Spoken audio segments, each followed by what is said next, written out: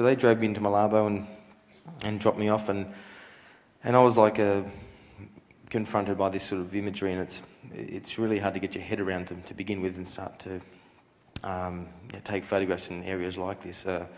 When you're dealing with such a god-awful mess, it's really hard to begin, and the first thing that you need to do is to sort of slow yourself down and get your mind into a framework to try and comprehend, what's in front of you, and to try and put that into a visual context that makes it easy enough for people to understand.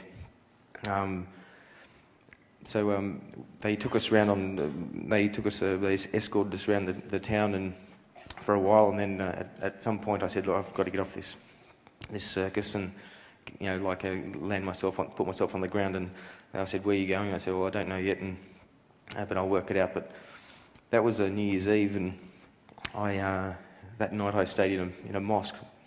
For the most part, the only things that were standing in most towns around Aceh were mosques. Obviously they used the right quotas of cement, being a Muslim country. Mosques are obviously important buildings, and they guaranteed that they would stand, and I slept in a mosque that night, perhaps 1.5 kilometres from anyone that was alive anyway, and that was shook at around 2 o'clock in the morning by an extremely large aftershock, around 7.2. I found out later on, and in any other given time that would be classified as a fairly large earthquake in its own right.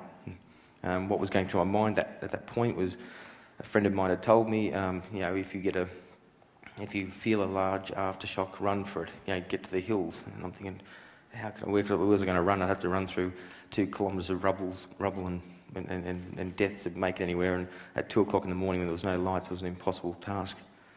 But I stayed on the ground for a couple of days there until the military picked me up. They knew I was in there, but they weren't quite sure where I was. I was the only foreign observer in there at the time. There was no other media or NGOs working inside of Malabo. But something had transpired, and there was a clash between the TNI, or the Indonesian military, and Free Aceh movement, GAM. They'd spent the best part of a year trying to eradicate GAM from the provinces, and that was the reason why nobody at all was inside of Sumatra or Aceh at the time of the earthquake and tsunami.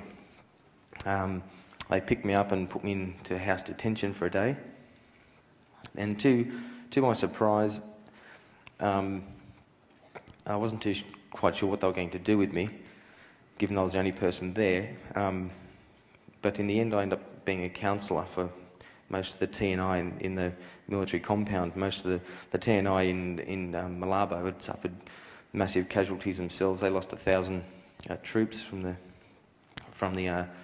earthquake and tsunami, and so I spent the good part of a day counselling, Indonesian military who'd lost huge parts of their families.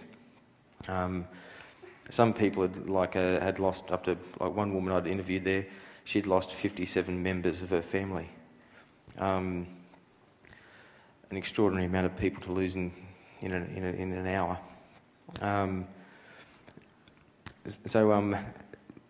I was at this point trying to wonder how I was going to get out of there, but they wouldn't give my passport back, and they eventually cut a deal with me that if I'd left, if they could drive me out of there, they'd give me my passport back and I had to leave the place.